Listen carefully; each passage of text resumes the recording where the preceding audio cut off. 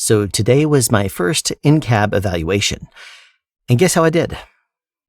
I failed. You have to have that one 100%. And I forgot one part. All right, technically I forgot two, but we're allowed to redo. So let me tell you real quick. I started off, the day, got caught in traffic on the way in. So that was kind of annoying, but by the time I got there, I didn't have a chance to really look over everything as much as I'd like to. Plus, there was one of the people that was there said, "Can you help me set my watch?" And I was like, "Let me do that later." But and so I handed the watch back to her after a couple of seconds, and it didn't make sense. It was a Gucci watch with no hands on it, no buttons on it. It was just you press someplace on the screen, and then you have to figure out how to do it. It ended up being that if you press and hold the G, then after like 5 seconds, it starts flashing the hour. I eventually figured it out, but at the beginning of the day, I was just thinking InCab, go over my paperwork, and that distracted me. Not blaming that on her. Not at all. It was definitely my doing. What I forgot was, well, first of all, Mark. Mark is the guy that came up there to do the InCab inspection. And Mark has a reputation for being a stickler for the details. A very, very, he wants you to get everything right. And that's good. I'm not some little snowflake that says, "Oh, I can't take it, and he should be easier." I'm not like that at all. I'd rather have someone that's going to be harder on me during the evaluations, that way that when I get up there for my DDS test, I'm going to have my very best chance of getting it right, because when I get something wrong, I'm not going to forget it next time. And so today, I got wrong one thing, which it literally could have been fixed if I would have said this one little thing and taken 2 seconds to do it. The steering wheel has no more than 2 inches of play in it, about 10 degrees. That. I got all the way through everything. I was actually, and I said there was technically 2 things, but we're allowed to redo. So I started after I chopped my tires, after doing the trailer brake pull test, tug test, and then the trailer brake tug test, and then the service brake test. Sorry. What I ended up, I went and chalked the tires, came back inside, started to. Actually, what I forgot to do is I remembered you weren't supposed to start up the engine was already going. So I turned it off, and then was like put it to the on position, but not cranking it. And then I started to do the leak test. And when I said, "Would you please time me?" he said, "Yes, I will. And tell me when to begin." He said, "Go." And it's not supposed to lose more than 4 PSI in a minute. And the thing went the meter was like, doing this number. And I'm looking at it. I'm like, watching it go down really fast. And he says, "Okay, right there." And I'm like, "Okay." And he wasn't looking at the thing. So I said, "So you can see it didn't lose more than 4 PSI per second. And he just kind of nods. He just is looking at his iPad and he nods. It lost like 25 or 30. It was so bad. I was like looking at it like, why is it losing so much? Well, then I said, okay, so next what I'm going to do is pump the tires until it gets down until we hear an auditory and visual alarm. And that's going to be somewhere above 55 PSI. And so I started pumping the tires, and the alarm went off one time and then stopped, and the light stayed on. And I'm trying to figure out why it didn't stay on. And I look at it and I say, okay, now I'm going to go ahead and continue to pump my test. And what's going to happen is the buttons are going to press out. And then I looked, and the buttons were still in. I had left my brakes engaged, and I should have pulled them. So I looked at that and I said, "Would you mind if I did my redo on this?" And he just kind of, he smiles and says, "Yes, you may." So I said, "Okay, great." So at this point, I pushed in the brakes. One of them was a little more sticky than the other, and started, and then looked at it, and I was like, okay. So at this point, I was kind of flustered. At this point, I started to crank it up again. And he said, "Where are you going to take it from?" And he said, and I cranked it up, and I let the pressure build. And he said, where are you going to take it from? And I said, I'm going to do the lab test again, which is leaks, alarms, and buttons. And as it was building up pressure again, I mentioned the governor cutoff, which is what you're supposed to do. And as soon as I started in, he says, well, you already failed. And I looked at him and I was like, what did I fail? And he said, you didn't mention the steering wheel. At this point, I would have remembered and done the brakes correctly.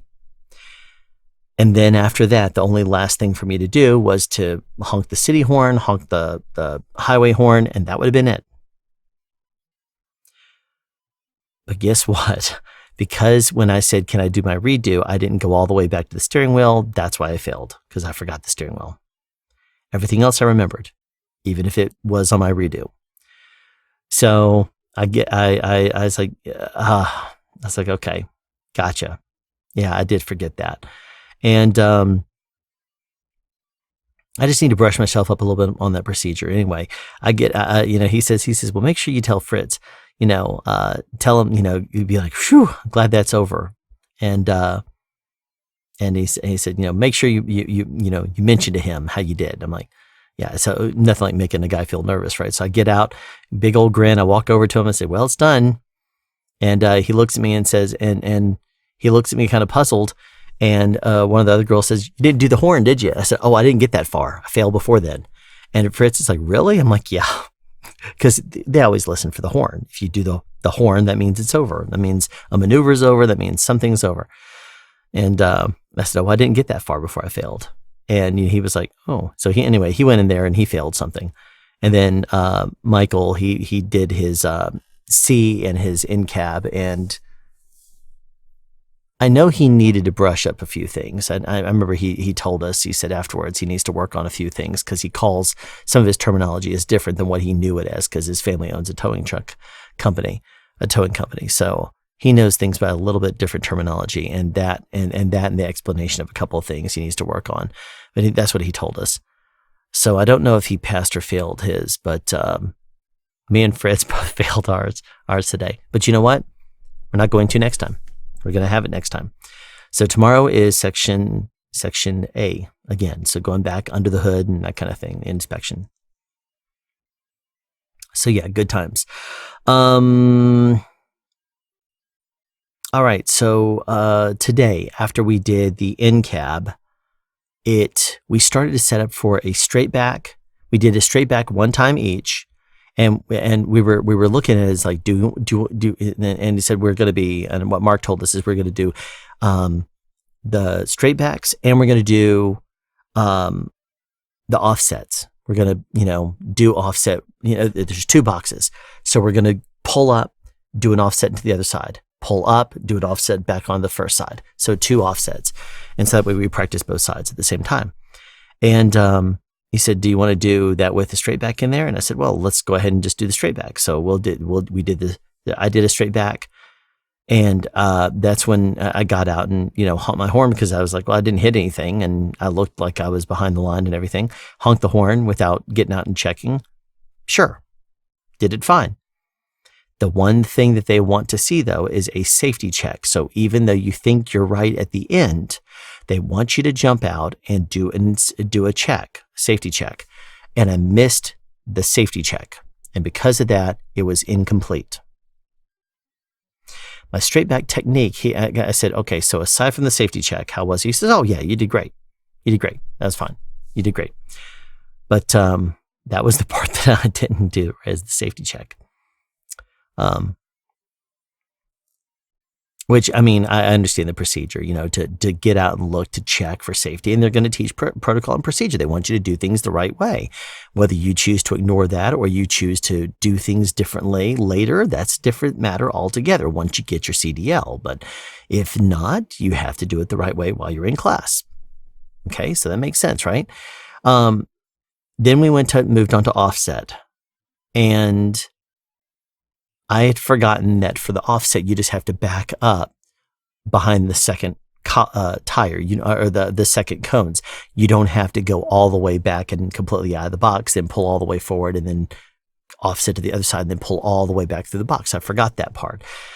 So when I went first, I did the first offset, fine, all the way back, and then I pulled forward again, and then I went all the way back. And this time I looked at, I was probably about maybe 6 inches, maybe 9 inches away from the cones on one side. And I remember looking at it in my mirror and saying to myself, what would I have to do to correct this? Now, I know I could pull forward, but I wondered if there was a way that if I was, for some reason, out of pull forwards, or what would I need to do in order to correct that technique, or to correct my maneuver. So I looked at it and I said, well, I want the trailer to kick back a little bit to the right. So that means I'm going to have to turn it a little bit to the, let's see, if I want to go right, I have to steer the opposite direction. So I have to steer a little bit left in order to pull the trailer this way, which pushes the trailer back to the right. The problem was that moves the trailer's drive tires closer to the cones, and it was not enough for me to do that and then be able to pull it back in enough of a curve. So if there's a better way, I did not discover it today. I wanted to see. I knew I was close, and I was like looking at it. And I was like, I'm pretty sure I just went over a cone or two. I thought one cone. And then when I get out to do my last check, I get out and I realize I'd hit 2 cones. But they were the last 2 cones that didn't actually matter, because there's 5 total cones. You're supposed to be behind the first 2. And I went all the way here and mowed down the last 2. So technically, if I would have stopped the truck in the right place, those cones wouldn't have counted. Now, granted, this was my first time. And it was me trying to do something to see if I could correct it without a pull forward. No, the answer to that was no. Not when it's that tight in. When it's about a foot away, I can maneuver it a little bit, but it's very slow, because any little move you do is magnified, because what ends up happening is if you try to do something with this to back up, you can push it and the trailer starts to get fine, but you have to actually whip over and then back in order to so you have to kind of serpentine it a little bit in order to get underneath the trailer to correct its momentum and its angle. That I didn't do. So I learned a valuable lesson that if it's within a foot and I have more than a little ways to go, then go ahead and just pull forward. Be safe. But if I'm on a certain line and I can maintain that line about a foot away, it's still going to count. It's going to count just fine without a pull forward. If I want to go for it, I can. It's a lot safer to just pull forward and do it. You don't lose any points on a pull forward. You lose 1, but they give you 2 for free. So technically, if you, I think you get 2 pull forwards for free. You get 1 pull forward for free on the straight back.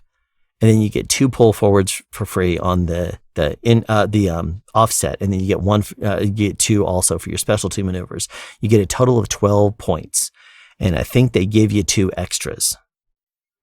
So at least that's the way I remember it being told. So they give you 2 free points to get you down, and then you start having the first 2 points are free, and then after that you start getting deductions.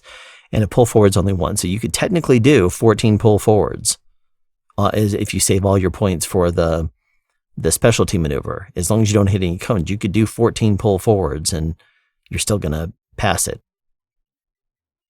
Well, maybe not if you hit 0 points, if you have 1 point left. But or maybe it's when you get down to 0 points, that's it. And anything else you screw up and you fail, baby. I don't know. I plan to not get down that far on the techniques anyway. So we'll see if I do. I mean, looking at this video right now, saying this right now, I don't know what the future is going to hold. But what I can tell you is that when it comes down to watching this after the fact, it will be very interesting, because 2 guys tested in the same Peterbilt we've been using, the same kind of Peterbilt. 1 guy passed, 1 guy failed. Tuesday, 2 guys tested, both of them failed.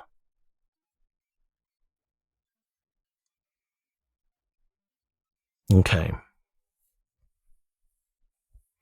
I don't want to do that. I don't want to fail. First of all, if you have to do a retest, every single time you retest, it's $150, and they only give you a total of 3 tests. After that, you're going to have to rent a truck yourself to go and do the test, because they are not going to give you another one unless you take a refresher course, which is $1,200. Then they give you more testing. Who wants to do that, man? Let's get this thing right. And luckily, if you pass the pre-trip, as soon as you pass it, if you time out or you fail on your maneuvers, you don't have to do the pre-trip again. You could just start with maneuvers and then go to road test afterwards. But if you don't do the pre-trip right, you don't move on to the maneuvers. If you don't do the maneuvers right, you don't move on to the on-road. It's only if you go in order. So that's the way it is. Okay. And I tell you, we were rain delayed this morning by about 11 a.m. or so.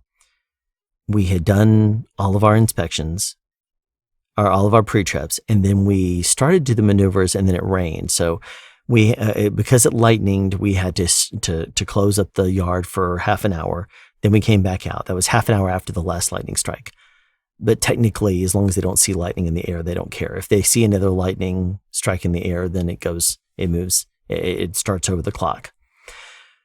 So anyway, we finished at 4. We went back out there, did some more maneuvers, but we got to the point where me and Fritz and Thomas, we were taking turns, and we got very comfortable with the 2 offset maneuvers. And it got to the point where poor Mark was just watching us, and he was like, because it wasn't interesting. I mean, it was like we would back up and we weren't hitting cones. We'd back up, do it perfect. Or we wouldn't hit cones, then we'd, do it.